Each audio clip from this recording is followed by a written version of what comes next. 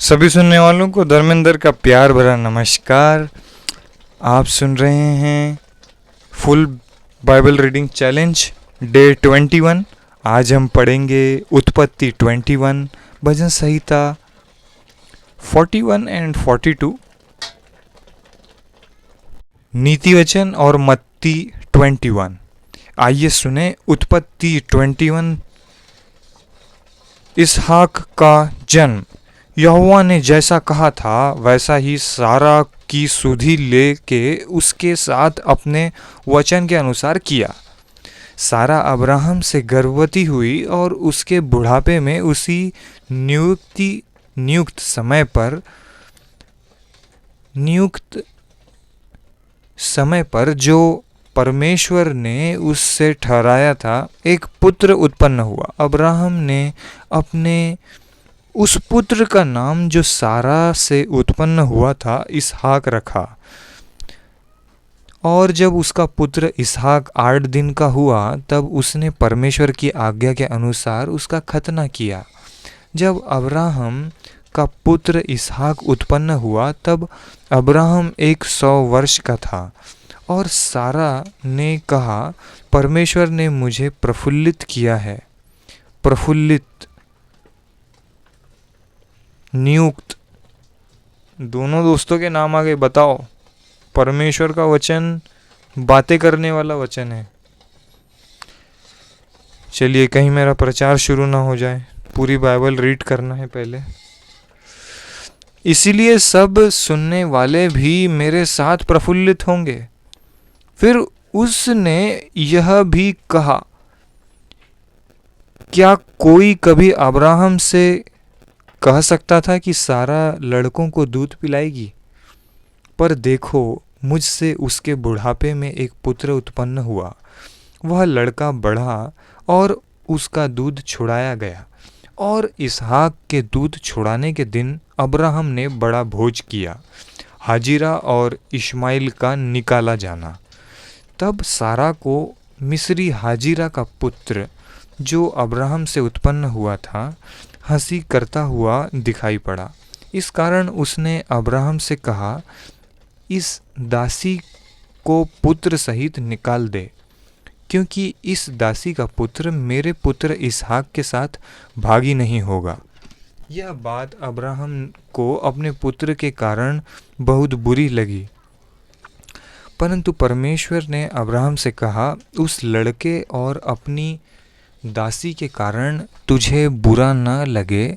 जो बात सारा तुझ से कहे उसे मान, क्योंकि जो तेरा वंश कहलाएगा वह इसहाक ही से चलेगा।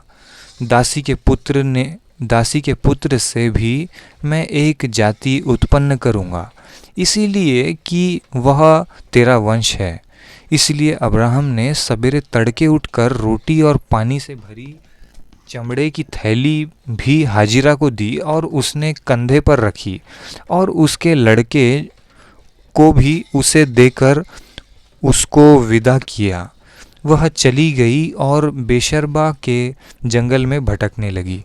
जब थैली का जल समाप्त हो गया तब उसने लड़के को एक झाड़ी के नीचे छोड़ दिया और आप उससे तीर भर के टप्पे पर दूर जाकर उसके सामने यह सोचकर बैठ गई, मुझको लड़के की मृत्यु देखनी न पड़े।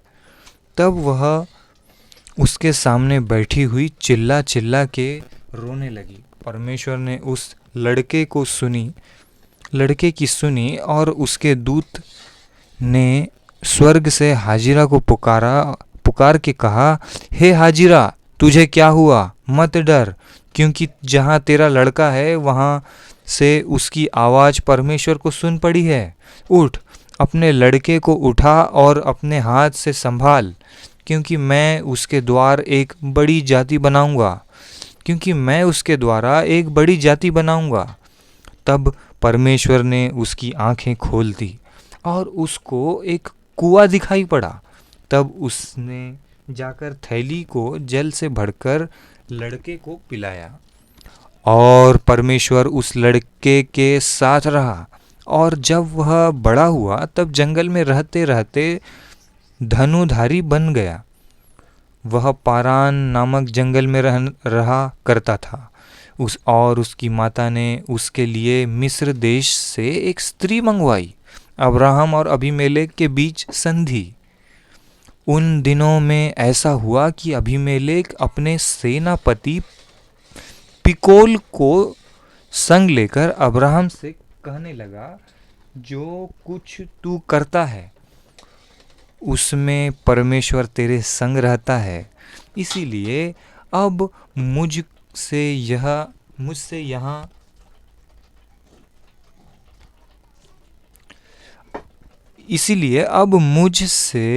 यहाँ इस विषय में परमेश्वर की शपथ खा कि तू न तो मुझसे छल करेगा और न कभी मेरे वंश से करेगा, परंतु जैसी करुणा मैंने तुझ पर की है वैसी ही तू मुझ पर और इस देश पर भी जिसमें तू रहता है करेगा। अब्राहम ने कहा, मैं शपथ खाऊंगा। तब अब्राहम ने अबीमेलेक को एक कुएं के विषय में जो अबीमेलेक के दासों ने बलपूर्वक ले लिया था उलाहना दिया। तब अबीमेलेक ने कहा, मैं नहीं जानता कि किस ने यह काम किया और तूने भी मुझे नहीं बताया और न मैंने आज से पहले इसके विषय में कुछ सुना। तब अब्राहम ने भेड़ बकरी और गाय बैल अबीमेलेक को दिए और उन दोनों ने आपस में वाचा बांधी। अब्राहम ने भेड़ की 7 बच्ची अलग रखी। तब अबीमेलेक ने अब्राहम से पूछा, इन 7 बच्चियों का जो तूने अलग कर रखी है क्या प्रयोजन है? उसने कहा, तू इन 7 बच्चियों को इस बात की साक्षी जानकर मेरे हाथ से ले कि मैंने यह कुआं खोदा है। उन दोनों ने जो उस स्थान में आपस में शपथ खाई, इसी कारण उसका नाम बेशर्बा पड़ा। जब उन्होंने बेशर्बा में परस्पर वाचा बांधी, तब अबीमेलेक और उसका सेनापति पिकोल उठकर पलिश्तियों के देश में लौट गए। फिर अब्राहम ने बेशर्बा में झाऊ का एक वृक्ष लगाया और वहाँ यहोवा से जो सनातन ईश्वर है प्रार्थना की। सनातन ईश्वर। अब्राहम पलिश्तियों के देश में बहुत दिनों तक परदेसी होकर रहा। एक प्रकाशन मिल गया मेरे को। उत्पत्ति यानी कि जेनेसिस यानी कि स्टार्टिंग में ही सनातन ईश्वर लिखा है। अब्राहम पलिश्तियों के देश में बहुत दिनों तक परदेसी होकर रहा। ठीक है, उत्पत्ति 21 कंप्लीटेड फॉर डे 21। आइए सुने भजन संहिता 41 एंड 42। क्या ही धन्य है वह जो कंगाल की सुधि रखता है, विपत्ति के दिन यहोवा उसको बचाएगा। यहोवा उसकी रक्षा करके उसको जीवित रखेगा और वह पृथ्वी पर भाग्यवान होगा। तू उसको शत्रुओं की इच्छा पर न छोड़। जब वह व्याधि के मारे शैया पर पड़ा हो, तब यहोवा उसे संभालेगा। तू रोग में उसके पूरे बिछौने पर उलटकर ठीक करेगा। तू रोग में उसके पूरे बिछौने को अमेजिंग उलटकर ठीक करेगा। मैंने कहा, हे यहोवा मुझ पर अनुग्रह कर, मुझको चंगा कर, क्योंकि मैंने तेरे विरुद्ध पाप किया है। मेरे शत्रु यह कहकर मेरी बुराई करते हैं, वह कब मरेगा और उसका नाम कब मिटेगा।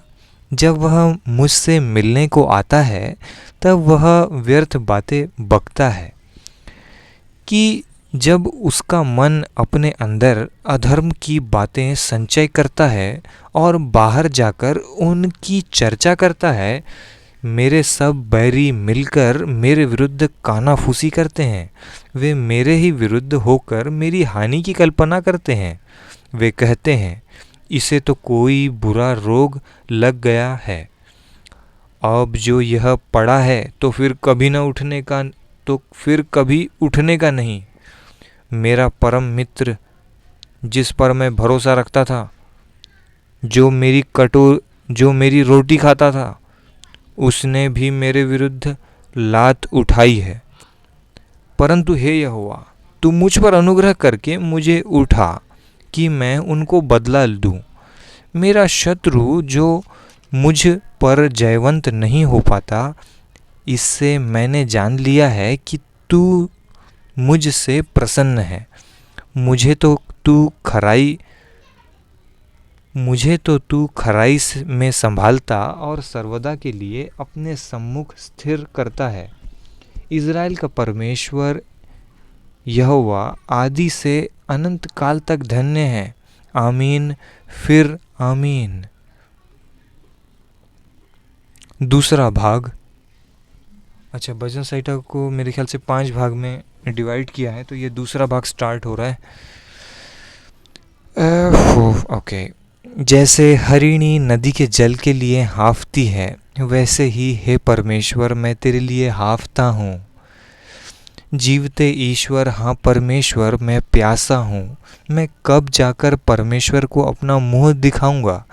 मेरे आंसू दिन और रात मेरा आहार हुए हैं। जो लोग दिन भर मुझसे कहते रहते हैं, तेरा परमेश्वर कहाँ है, यह स्मरण करके मेरा प्राण शोकित हो जाता है कि मैं कैसे भीड़ के संग जाया करता था। मैं जय जयकार और धन्यवाद के साथ उत्सव करने वाली भीड़ के बीच में परमेश्वर के भवन को धीरे धीरे जाया करता था। हे मेरे प्राण, तू क्यों गिरा जाता है? तू अंदर ही अंदर क्यों व्याकुल है? परमेश्वर पर आशा लगाए रह, क्योंकि मैं उसके दर्शन से उद्धार पाकर फिर उसका धन्यवाद करूँगा। हे मेरे परमेश्वर, मेरा प्राण मेरे भीतर गिरा जाता है। इसीलिए मैं यरदन के पास के देश से और हमोन के पहाड़ों और मिसगार की पहाड़ी के ऊपर से तुझे स्मरण करता हूँ। तेरी जलधाराओं का शब्द सुनकर जल को पुकारता है। तेरी सारी तरंगों और लहरों में मैं डूब गया हूँ। तो भी दिन को यहोवा अपनी शक्ति और करुणा प्रकट करेगा, और रात को भी मैं उसका गीत गाऊंगा। ओहो, अमेजिंग। और अपने जीवन दाता ईश्वर से प्रार्थना करूंगा।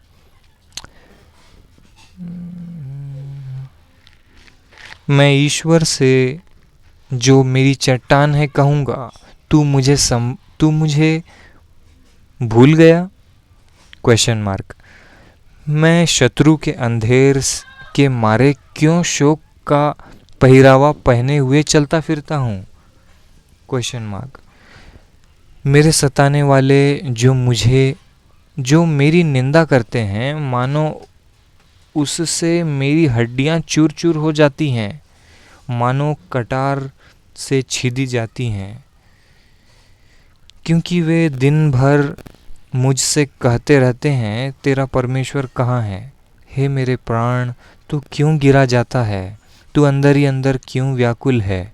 परमेश्वर पर भरोसा रख, क्योंकि वह मेरे मुख की चमक और मेरा परमेश्वर है। मैं फिर उसका धन्यवाद करूँगा। आइए पढ़ें नीति वचन 21। राजा का मन नालियों के जल के समान यहोवा के हाथ में रहता है। जिधर वह चाहता उधर उसको मोड़ देता है। मनुष्य का सारा चाल चलन अपनी दृष्टि में तो ठीक होता है, परंतु यहोवा मन को जांचता है। धर्मी और न्याय करना यहोवा को बलिदान से अधिक अच्छा लगता है। चढ़ी आंखें, घमंडी मन और दुष्टों की खेती तीनों पापमय हैं।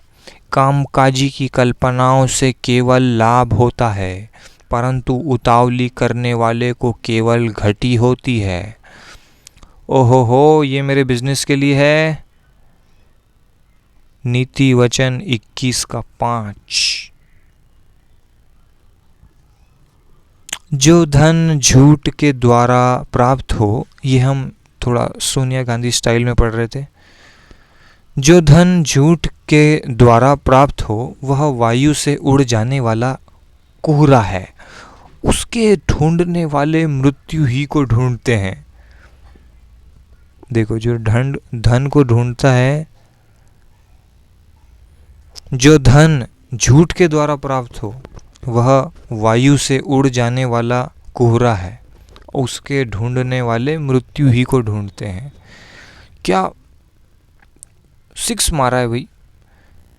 जो उपद्रव दृष्टि लोग करते हैं उससे उन्हीं का नाश होता है, क्योंकि वे न्याय का काम करने से इनकार करते हैं।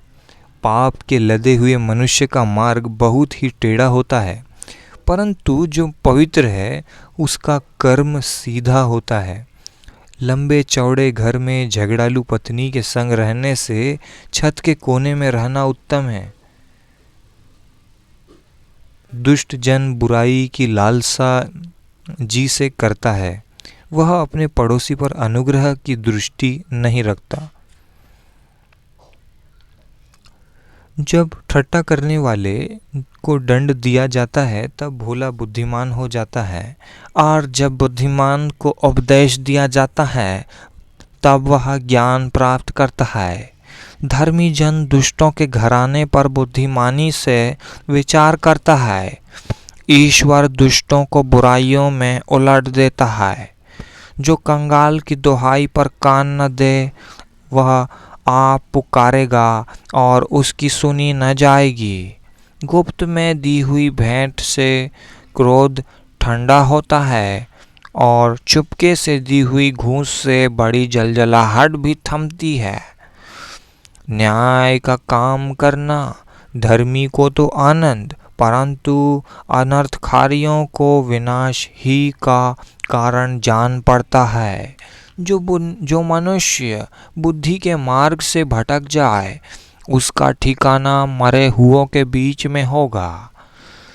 जो राग रंग से प्रीति रखता है वह कंगाल हो जाता है। गेट पे लगाऊंगा ये वचन में, नीति वचन 21:16। जो राग रंग से प्रीति रखता है वह कंगाल हो जाता है, और जो दाख मधु पीने और तेल लगाने से प्रीति रखता वह धनी नहीं होता। दुष्ट जन धर्मी को छुड़ौती ठहरता है। दुष्ट जन धर्मी की छुड़ौती ठहरता है, और विश्वासघाती सीधे लोगों के बदले दंड भोगते हैं। झगड़ालू और चिढ़ने वाली पत्नी के संग रहने से जंगल में रहना उत्तम है। अरे भाई, किसी को ना मिले ऐसी पत्नी को अंडरलाइन।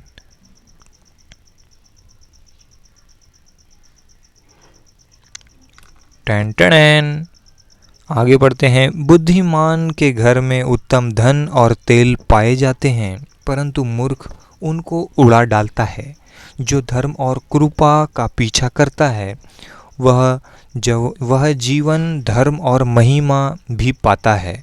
बुद्धिमान शूरवीरों के नगर पर चढ़कर उनके बल को, जिस पर वे भरोसा करते हैं, नष्ट करता है। जो अपने मुंह को वश में रखता है वह अपने प्राण को विपत्ति से बचाता है। जो अभिमान से रोष में आकर काम करता है उसका नाम अभिमानी और अहंकारी ठट्टा करने वाला पड़ता है। आलसी अपनी लालसा ही में मर जाता है, क्योंकि उसके हाथ काम करने से इनकार करते हैं। कोई ऐसा है जो दिन भर लालसा ही किया करता है, परंतु धर्मी लगातार दान करता रहता है। दुष्टों का बलिदान घृणित लगता है, विशेष करके जब वह महापाप के निमित्त चढ़ाता है। झूठा साक्षी नाश होता है, परंतु जिसने जो सुना है वही करता हुआ स्थिर रहेगा।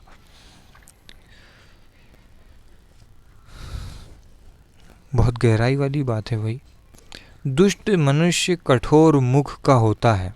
दुष्ट मनुष्य कठोर मुख का होता है, और जो सीधा है वह अपनी चाल सीधी करता है। यहोवा के विरुद्ध न तो कुछ बुद्धि और न कुछ समझ, न कोई युक्ति चलती है। युद्ध के दिन के लिए घोड़ा तैयार तो होता है, परंतु जय यहोवा ही से मिलती है। नीति वचन 21 समाप्त हुआ। मत्ती 21।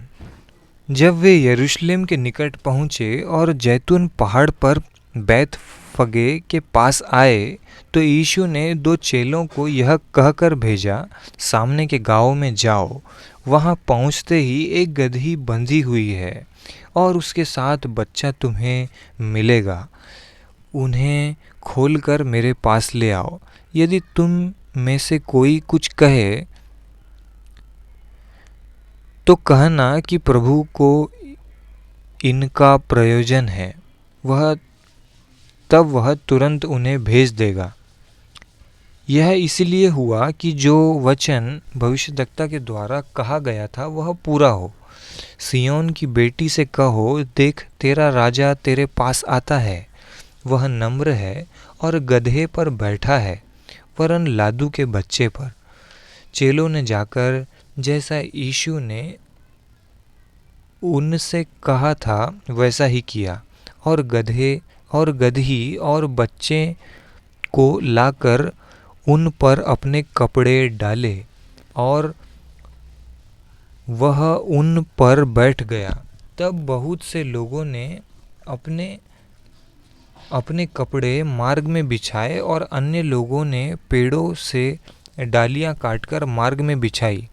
जो भीड़ आगे आगे जाती और पीछे पीछे चली आती थी, पुकार पुकार कर कहती थी, दाऊद की संतान को होशन्ना, होशन्ना। धन्य है वह जो प्रभु के नाम से आता है, आकाश में होशन्ना। जब उसने यरूशलेम में प्रवेश किया तो सारे नगर में हलचल मच गई, और लोग कहने लगे, यह कौन है? लोगों ने कहा, यह गलील के नासरत का भविष्यद्वक्ता यीशु है। मंदिर से व्यापारियों का निकाला जाना।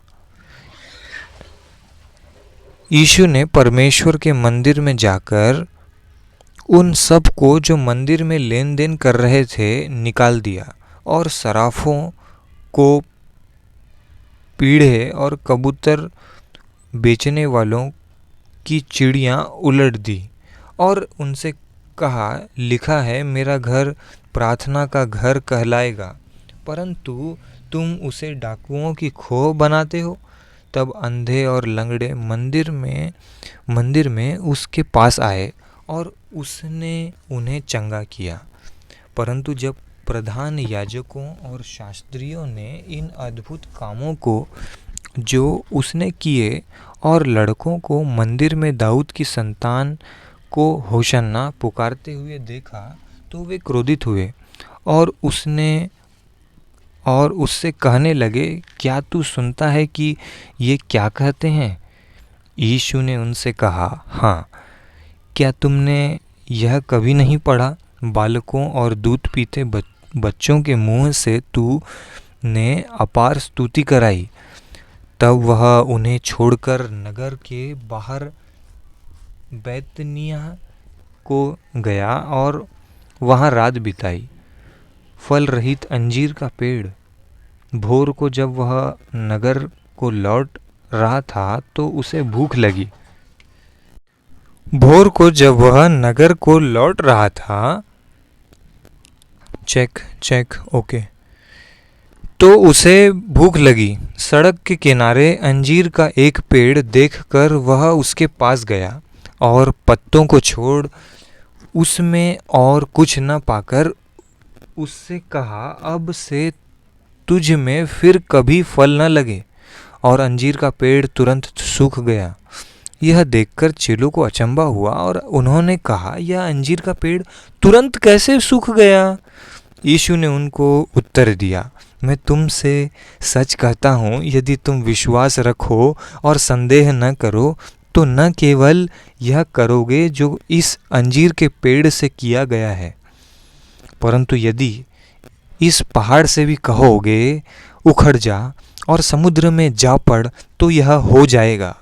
और जो कुछ तुम प्रार्थना में विश्वास से मांगोगे, वह सब तुमको मिलेगा। यीशु के अधिकार पर प्रश्न। वह मंदिर में जाकर उपदेश कर रहा था, तो प्रधान याजकों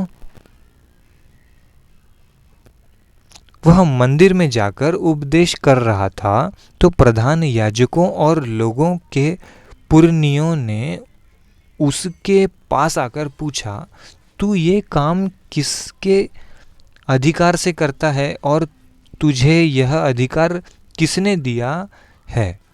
यीशु ने उनको उत्तर दिया, मैं भी तुमसे एक बात पूछता हूँ, यदि वह मुझे बताओगे तो मैं भी तुम्हें बताऊंगा कि ये काम किस अधिकार से करता हूँ। यूहन्ना का बपतिस्मा कहाँ से आया? यूहन्ना का बपतिस्मा कहाँ से था? स्वर्ग की ओर से या मनुष्य की ओर से? तब वे आपस में विवाद करने लगे। यदि हम कहें स्वर्ग की ओर से तो वह हमसे कहेगा,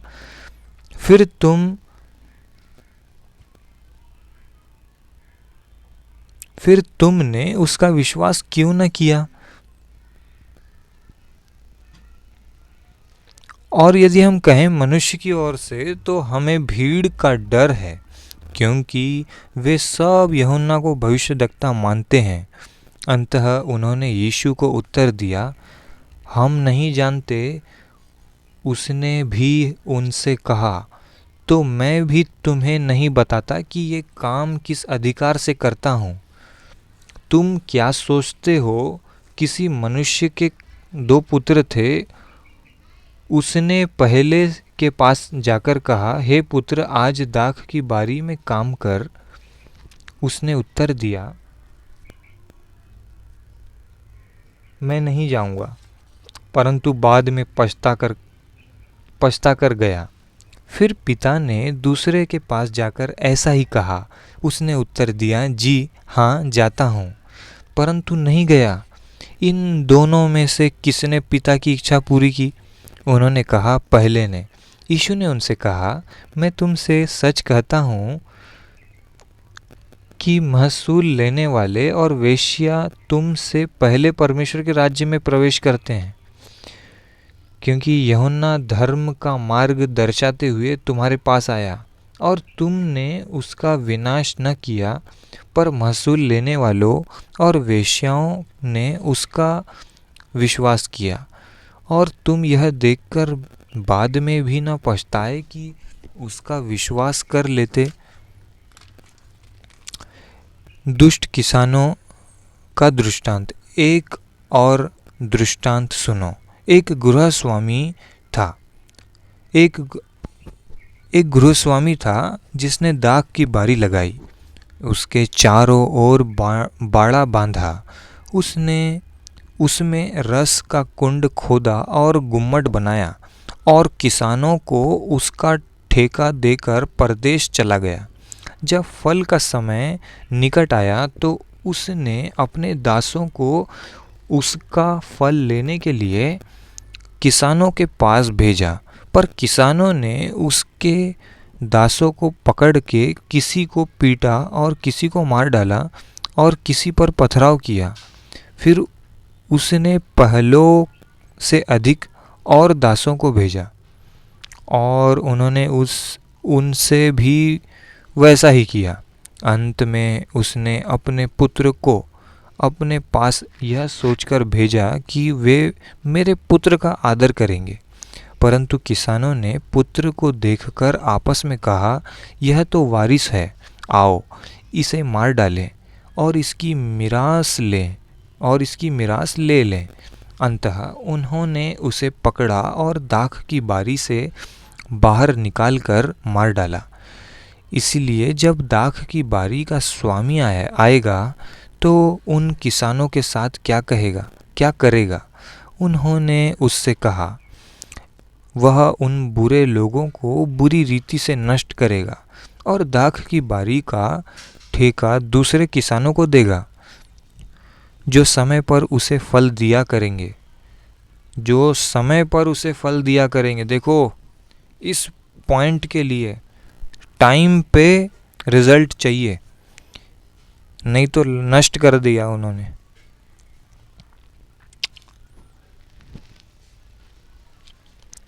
उन्होंने उससे कहा, वह उन बुरे लोगों को बुरी रीति से नष्ट करेगा और दाख की बारी का ठेका दूसरे किसानों को देगा, दूसरे किसी को देगा। यदि आप परमेश्वर का काम नहीं कर रहे हैं तो परमेश्वर अपना काम दूसरे किसी को देगा, जो समय पर उसे फल दिया करेंगे। यीशु, बहुत बड़ा प्रकाशन है, बहुत बड़ा रेवलेशन है।